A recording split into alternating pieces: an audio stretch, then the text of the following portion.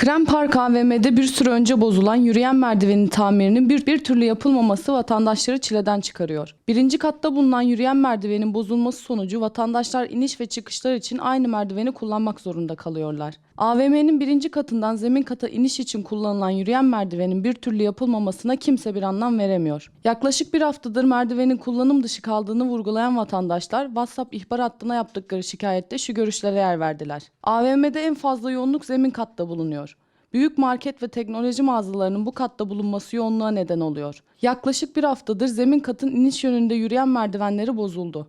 Birkaç gündür hiçbir işlem yapılmadı. Sonrasında da başlatılan onarım bir türlü bitirilemedi. Dolayısıyla tüm vatandaşlar çıkış merdivenini iniş ve çıkış olarak kullanmak zorunda kalıyorlar. Bu konuda sıkışıklığa neden oluyor.